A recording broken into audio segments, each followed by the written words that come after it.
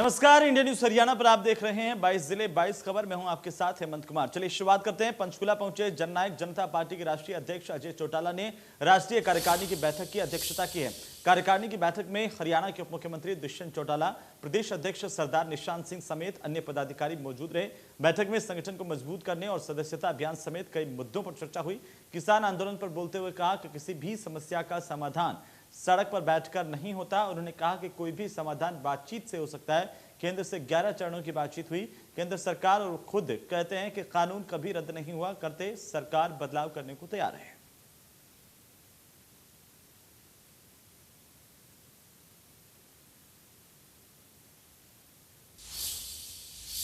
तो वहीं किसान आंदोलन की आगामी रणनीति को लेकर के धर्मनगरी कुरुक्षेत्र में एक बैठक का आयोजन किया गया, जिसमें किसी भी नेता को तिरंगा न फहराने का फैसला लिया गया। इसके अलावा बैठक में 15 अगस्त पर कुरुक्षेत्र दिल्ली कूच करने का भी फैसला किया गया। सैनी समाज की धर्मशाला में हुई भारतीय किसान यूनियन की बैठक में किसान यूनियन के जिला अध्यक्ष कृष्ण कलाल माजरा ने कहा कि 15 अगस्त पर कुरुक्षेत्र से एक बड़ा जत्था प्रदेशाध्यक्ष गुरनाम सिंह चढ़ोनी के नेतृत्व में सिंघू बॉर्डर के लिए रवाना होगा। ये काफिला शांतिपूर्ण तरीके से सिंघू बॉर्डर पहुंचेगा।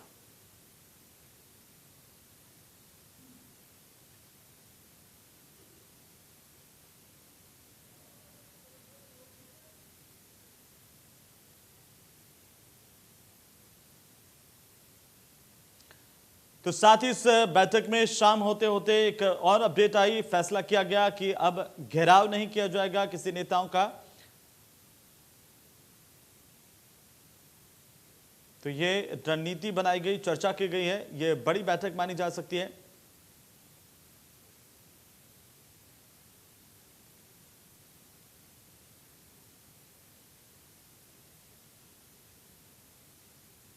हमने कुरुक्षेत्र को प्रशासन को बोल दिया है कि कुरुक्षेत्र में कोई भी राजनीतिक आदमी झंडा न फहराए, हम उसका विरोध करेंगे। और संवैधानिक पद पर कोई भी है, एसपी डीसी कोई भी झंडा फहरा सकता है, हम उनका स्वागत करेंगे। 15 अगस्त का किसी भी नेता का हम विरोध नहीं करेंगे। 15 अगस्त का किसी भी नेता का हम विरोध नहीं करेंगे। तो वहीं कोरोना काल में जहां उत्तराखंड और उत्तर प्रदेश की सरकार ने कांवड़ यात्रा पर रोक लगा रखी है, वहीं अब दिल्ली बॉर्डर पर चल रहे किसान आंदोलन में किसान अपने अपने गांव से मिट्टी और जल लेकर पहुंच रहे हैं।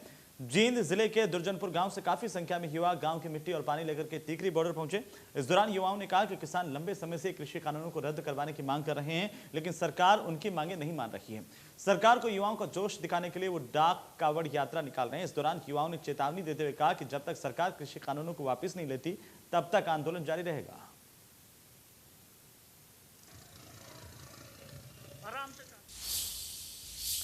वहीं किसान आंदोलन को तेज करने के लिए दादरी में सर्वखाप सर्वजात महापंचायत का आयोजन किया गया। पंचायत में सर्वसम्मति से जेजेपी बीजेपी के नेताओं का विरोध करने के लिए कमेटी बनाई गई, जिसमें सभी मिलकर अपना विरोध इन नेताओं के खिलाफ जताएंगे। किसान आंदोलन को लेकर खाप पंचायतों ने एक बार फिर से हुंकार भरी है। आज चरखी दादरी में दादू दयाल धाम पर खाप पंचायतों की एक बैठक सर्वजातीय सर्वखाप महापंचायत के नाम से आयोजित की गई। बैठक की अध्यक्षता फोगाट खाप के प्रधान बलवंत फोगाट ने की और बैठक में कई तरह से आगे आने वाले दिनों में आंदोलन को तेज किए जाने का ऐलान किया गया। पहला प्रस्ताव यही पास किया गया कि बीजेपी जेजेपी नेताओं का हर लिहाज से बहिष्कार किया जाएगा, उनको गाँव में नहीं घुसने दिया जाएगा। हालांकि पहले इस बात का ऐलान किया जा चुका और विरोध लगातार जारी है, लेकिन किसान आंदोलन के परिप्रेक्ष्य में एक बार फिर से इस तरह का ऐलान किया गया कि बीजेपी जेजेपी नेताओं का विरोध लगातार जारी रहेगा। और दूसरा अहम प्रस्ताव और पास किया गया कि 15 अगस्त के बाद यानी 16 अगस्त से किसान जो है आंदोलन को और मजबूती देते हुए दिल्ली के टिकरी बॉर्डर पर कूच करेंगे। टिकरी बॉर्डर के लिए कूच करने के बाद वहां आंदोलन को और मजबूत किया जाएगा। बहरहाल देखने वाली बात यह होगी कि खापलैंड कहे जाने वाले चरखी दादरी इलाके में जिस तरह से आज खाप पंचायतों ने ऐलान किया था, उसके बाद किस तरह से ना कि केंद्र सरकार को घेरा जाता है, बल्कि किस तरह से किसान आंदोलन को और मजबूत किया जाता है। चरखी दादरी से चौकियानी लहरी व वीडियो जर्नलिस्ट सुमित अवस्थी के साथ रवि जांगड़ा, इंडिया न्यूज हरियाणा। तो वहीं यमुनानगर में 1,59,000 क्यूसेक पानी हथिनीकुंड बैराज से डिस्चार्ज किया गया, जो कि लगातार दिल्ली की तरफ बढ़ रहा है। हरियाणा के कई इलाकों के साथ साथ दिल्ली में भी यमुना के पानी को बढ़ाएगा, जिससे यमुना के निचले इलाकों में दिक्कतें पैदा हो सकती हैं। पहाड़ी एरिया के कैचमेंट में हुई बरसात ने लगातार जो है यमुना का जल स्तर बढ़ाया। बुधवार दोपहर 12 बजे से ही जो यमुना कैचमेंट में बरसात की वजह से हथनीकुंड बैराज से पानी बढ़ना शुरू हो गया था। लगभग 1,60,000 क्यूसिक जो पानी यमुना के हथनीकुंड बैराज से डिस्चार्ज किया, जो धीरे धीरे आगे मैदानी इलाकों में पहुंच रहा है, क्योंकि जो मैदानी इलाके हैं, हालांकि प्रशासन के द्वारा अलर्ट घोषित किया। जिला उपायुक्त गिरीश अरोड़ा ने कहा कि उनके पूरे इंतजाम हैं। उन्होंने SMS भी कराए हैं, कंट्रोल रूम भी बनाए हैं और सभी को हिदायत भी दी है कि कोई यमुना में ना जाए। इसके अलावा SCRS मित्तल ने भी कहा है कि इरिगेशन विभाग की पूरी तैयारी है और वो जो हर तरह के पानी को संभालने के लिए सक्षम है। कहाँ पानी, क्योंकि लगातार 20 घंटे से भी ज़्यादा समय 1 लाख से ज़्यादा क्यूसिक बहा है, तो इसलिए ये परेशानी खड़ी कर सकता है। जब पानी उतरेगा तो कई तरह का जो है भूमि कटाव भी करता है और भी जो है मैदानी इलाकों में कई तरह की दिक्कतें आ सकते हैं। क्योंकि RS मित्तल ने जानकारी देते हुए बताया, क्योंकि ये पहला मौका है जब फ्लड गेट खोले गए हैं। हालांकि 72 घंटे दिल्ली पहुंचने में लगते हैं, लेकिन इस बार पहली बार है तो हो सकता है कुछ समय ज़्यादा लगे। यमुनानगर से देवीदास शारदा, इंडियन न्यूज़ हरियाणा। तो वहीं करनाल में 50 साल बाद जुलाई के महीने में रिकॉर्ड तोड़ बरसात हुई है। जिले भर में करीब 13,500 एकड़ में लगी धान की फसल पूरी तरह से डूब चुकी है। पानी में डूबने के बाद फसल अब खराब होने के कगार पर है। वहीं अभी भी रुक रुक कर बरसात हो रही है, जिससे जनजीवन प्रभावित हुआ है। सब्जी की फसल को भी बरसात की वजह से काफी नुकसान यहां पर पहुंचा है। तो करीब 50 साल बाद रिकॉर्ड तोड़ बारिश यहां पर हुई है, जिसकी वजह से किसानों को भी नुकसान हुआ है, आम आदमी भी परेशान है। बारिश के कारण किसानों की फसलों का बुरा हाल हो चुका है। कई किसान तो ऐसे हैं जिनके अभी पहले खेत में पानी भी नहीं कम हुआ था और दोबारा फिर रोजाना बारिश के कारण फिर 2-2, 4-4 फीट पानी हो चुका है। लोग कहते हैं किसान खुशहाल है। किसान कहाँ खुशहाल है? किसान तो अपने घराव में मरा हुआ है। जो पहले धान की फसल लगाई थी वो सारी बर्बाद हो चुकी है। दोबारा लगाने की कोशिश कर रहे थे, मगर फिर 2-3 दिन से लगातार बारिश होने के कारण सारी फसल खराब हो चुकी है। आम इंसान बेचारा जिसने कर्ज लेके धान की फसल की बिजाई की थी वो सारी खराब हो चुकी है। यहाँ तक भी लोगों के अब घरों में पानी जाने लग चुका है। प्रशासन के द्वारा कोई हल नहीं निकाल रहे थे। गाड़ियाँ लेके आते हैं, घूम फिर के चले जाते हैं, मगर कोई निकासी का ड्रेनें भरी पड़ी हैं, कोई निकासी का कोई रास्ता नहीं निकाल पा रहे। तो वहीं लगातार हो रही बारिश की वजह से लोगों की परेशानी तो बढ़ रही है। इसके अलावा महंगाई भी बढ़ने लगी है। बारिश के चलते सब्जियों की आवक कम हो रही है। दूसरे राज्यों से आने वाली सब्जियां महंगी हो गई हैं और भिवानी में सब्जियों के दाम कितने बढ़े हैं, देखिए हमारे संवाददाता रवि जांगड़ा की रिपोर्ट। इसे मंडी प्रबंधन की लापरवाही कहे या जिला प्रशासन का उदासीन रवैया कि भिवानी सब्जी मंडी में मामूली बारिश के बाद हालात बद से बदतर हो जाते हैं और जिसका खामियाजा न केवल आम उपभोक्ताओं को बल्कि दुकानदारों व आढ़तियों को भी भुगतना पड़ता है। दरअसल एक रोज़ की कहानी नहीं है, बल्कि मामूली बारिश के बाद तालाब में भिवानी की सब्जी मंडी तब्दील हो जाती है और जब बारिश का पानी सूखता है यानी कम होता है तो उसके बाद कीचड़ से मंडी लबालब दिखाई देती है, यानी बीमारी फैलने का भी अंदेशा यहाँ पर दिखाई देता है। और जिस तरह से अगर हालातों पर गौर फरमाया जाए, इस मंडी में जिस तरह से जल भराव होता है, जल भराव के लिए पानी निकासी की कोई व्यवस्था नहीं है, पानी निकालने के लिए किसी तरह के प्रबंध नहीं है। 2 गेट वहाँ पर पूरी तरह से पानी भर जाता है, अंदर भी पानी भराव की स्थिति देखी जाती है, लेकिन ना मंडी प्रबंधन ना ही जिला प्रशासन इस मामले में कोई कार्रवाई कर पा रहा है। बहरहाल अगर किसी को परेशानियों से रूबरू होना पड़ता है तो वो है मासाखोर, वो है आढ़ती और वो है आम कस्टमर जो कि सब्जी मंडी में सब्जी खरीदने के लिए आते हैं। यही नहीं है कि पानी उतरने के बाद कीचड़ का जो आलम होता है वो लोगों को काफ़ी कचोटता है। बहरहाल हालात कब सुधरेंगे तो वक्त बताएगा, लेकिन इतना ज़रूर है कि खासकर बारिश के मौसम में लोगों को इसका खामियाजा भुगतना पड़ता है। वीडियो जर्नलिस्ट सुमित अवस्थी के साथ रवि जांगड़ा, इंडिया न्यूज हरियाणा। तो चलिए आगे बढ़ेंगे। कैथल में पानी निकासी की समस्या से लोग परेशान हैं। लोगों का कहना है कि घरों के बाहर पानी इकट्ठा हो रहा है, जिससे बारिश के दिनों में लोगों का घरों से बाहर निकलना मुश्किल हो जाता है। समस्या के बारे में अधिकारियों को भी बताया गया, लेकिन कोई सुनवाई नहीं होती है।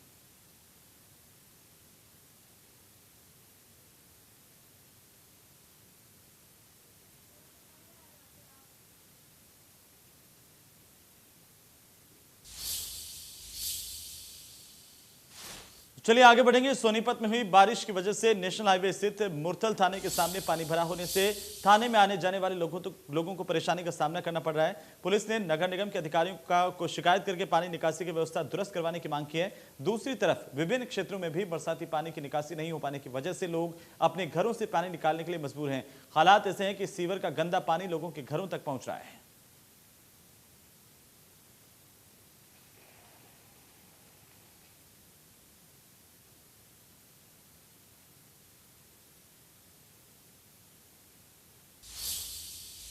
तो वहीं तेज बरसात के कारण दल्लाबास गांव में स्थित करीब 2 साल पहले बना एक मकान गिर गया। गनीमत रही कि मकान गिरने से पहले परिवार बाहर निकल गया था, जिसकी वजह से किसी भी व्यक्ति को चोट नहीं लगी।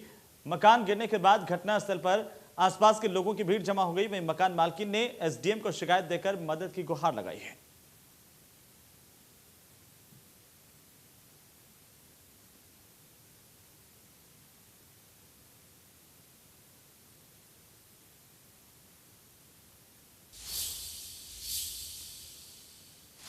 उधर अंबाला के साहा में मारकंडा नदी में उतरा एक युवक तेज धार में बह गया। लापता युवक धर्मवीर सबका गांव का रहने वाला था और वहां पर खेल रहे बच्चों ने उसे डूबते हुए देखा, शोर मचाया, लेकिन धारा तेज होने की वजह से युवक का पता नहीं चल पाया। युवक को ढूंढने के लिए पुलिस ने गोताखोरों की मदद ली।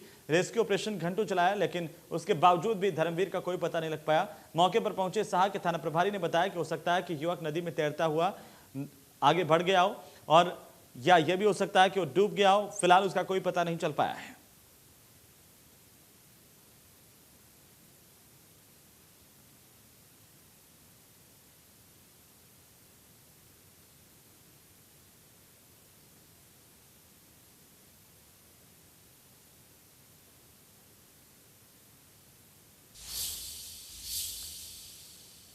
तो वहीं फरीदाबाद में भी लगातार बारिश हो रही है और लगातार बारिश होने की वजह से जीटी रोड पर एक दुकान की छत भरभरा कर गिर गई। इस वक्त दुकान में छत गिरी, उस वक्त दुकान में एक कार खड़ी थी जो बुरी तरह से क्षतिग्रस्त हुई है। वहीं दुकान की छत गिरने की आवाज सुनकर आसपास के लोग मौके पर पहुंचे। फिलहाल दुकान से मलबा हटाने का काम किया जा रहा है। हालांकि किसी जनहानि की खबर नहीं है, लेकिन लोगों को परेशानी का सामना जरूर करना पड़ रहा है और लोगों को दिक्कतें होना शुरू हो गई हैं, चाहे वो दुकान गिरने का सिलसिला हो या फिर लगातार पानी भरने से लोगों को हो रही परेशानी। तो बारिश की वजह से एक दुकान की छत गिरी और इसी की वजह से हादसा हुआ है। आपको बता दें कि यहां पर किसी जनहानि की खबर नहीं है, लेकिन एक गाड़ी बुरी तरह से क्षतिग्रस्त हुई है जो इसके नीचे खड़ी हुई थी।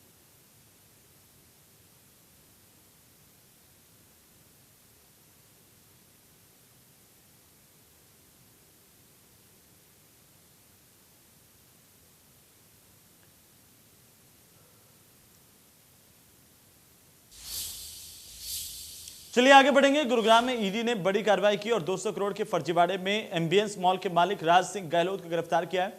ईडी ने बैंक धोखाधड़ी मामले में राज सिंह को गुरुग्राम से गिरफ्तार किया। ईडी के अधिकारियों के मुताबिक बैंक ऋण धोखाधड़ी का यह मामला 200 करोड़ रुपए का है। पंजाब और हरियाणा हाईकोर्ट ने सीबीआई को गुरुग्राम में लगभग 18.98 एकड़ जमीन पर वाणिज्यिक भवन के अवैध निर्माण मामले की जांच करने का निर्देश दिया था। आरोप लगाया गया था कि जिस जमीन पर एम्बियंस मॉल बनाया गया था वो हाउसिंग प्रोजेक्ट के लिए थी। सीबीआई ने हाईकोर्ट के आदेश पर Raj Singh Hooda town and country planning विभाग के अधिकारियों के खिलाफ केस दर्ज किया था और इससे पहले ईडी और सीबीआई ने राज सिंह के कई ठिकानों पर छापेमारी भी की थी।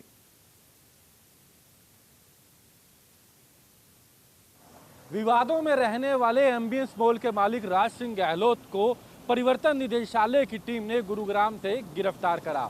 राज सिंह गहलोत पर आरोप है कि उन्होंने फर्जी तरीके से 200 करोड़ का बैंक से लोन लिया, जिसमें फर्जी डॉक्यूमेंट्स लगाए गए थे। हालांकि इस मामले पर पहले भी परिवर्तन निदेशालय की टीम बुधवार और शुक्रवार को राज सिंह गहलोत के तमाम ठिकानों पर रेड कर चुकी है। आपको दिखाना चाहेंगे गुरुग्राम का ये एम्बियंस मॉल जिसके मालिक है राज सिंह गहलोत।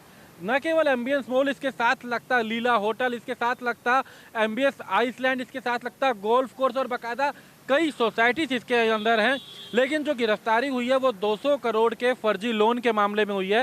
हालांकि इसके साथ साथ अभी सीबीआई का भी एक मामला जो है वो राज सिंह गहलोत पर चल रहा है, क्योंकि जो ये एम्बियंस मॉल है गुरुग्राम की अगर बात की जाए सबसे प्राइम लोकेशन पर है। इस मॉल पर आरोप ये है कि यह मॉल हाउसिंग प्रोजेक्ट के नाम पर जमीन ली गई थी और उसके ऊपर यह मॉल बना दिया गया था।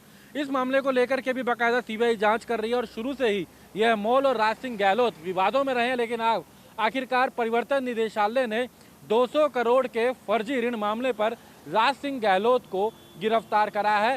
हालांकि परिवर्तन निदेशालय का कहना है कि अभी जांच में कई और अहम खुलासे भी राज सिंह गहलोत से हो सकते हैं। गुरुग्राम से दीपक शर्मा, इंडिया न्यूज। तो चलिए आगे बढ़ेंगे। फरीदाबाद के खोरी में नगर निगम की लगातार तोड़फोड़ चल रही है। नजारा कुछ ऐसा है कि लोग मलबे से अपने सामान को ढूंढते हुए नजर आ रहे हैं। खोरी में करीब 70% मकानों को ध्वस्त किया जा चुका है। खोरी गांव से हमारे सहयोगी देवेंद्र कौशिक की रिपोर्ट देखिए।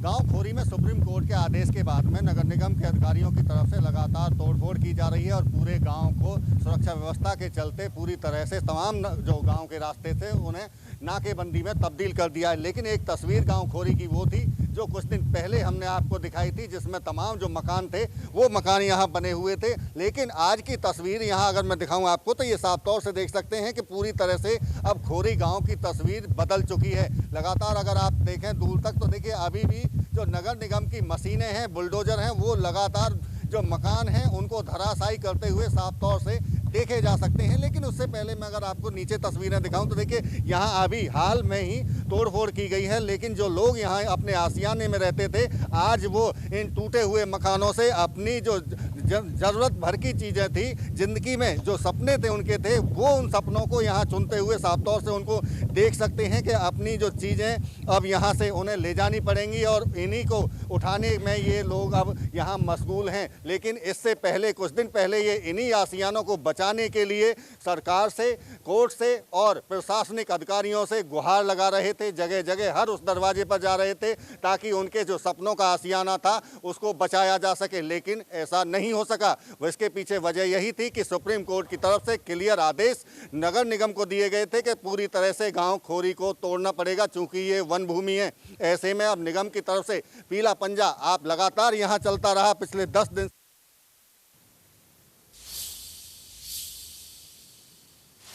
तो वहीं प्रदेश के स्कूलों में स्टूडेंट्स के साथ आज भी मारपीट की जाती है। ऐसा ही एक मामला पलवल के एसपीएम इंटरनेशनल स्कूल से सामने आया, जहां पर 7वीं कक्षा का छात्र चोटिल होने के बावजूद टीचर की ओर से थप्पड़ मारने के आरोप लगे हैं। पीड़ित छात्र ने बताया कि 23 जुलाई को उसके साथ कक्षा में मारपीट की गई, जबकि उसे एक्सीडेंट होने की वजह से पहले ही सिर में चोट लगी थी। जब इसकी शिकायत पुलिस को दी गई तो स्कूल ने ऑनलाइन क्लास के व्हाट्सएप ग्रुप से मुझे और मेरे भाई को बाहर कर दिया, छात्र का कहना है। वहीं हमारे दोस्तों ने बताया कि हमारा स्कूल में नाम काट दिया गया है।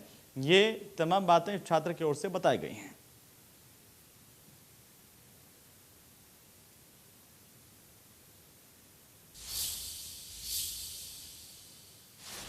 तो चलिए इसी के साथ ही 22 जिले 22 खबरों में फिलहाल इतना ही। मुझे दीजिए अनुमति। नमस्कार।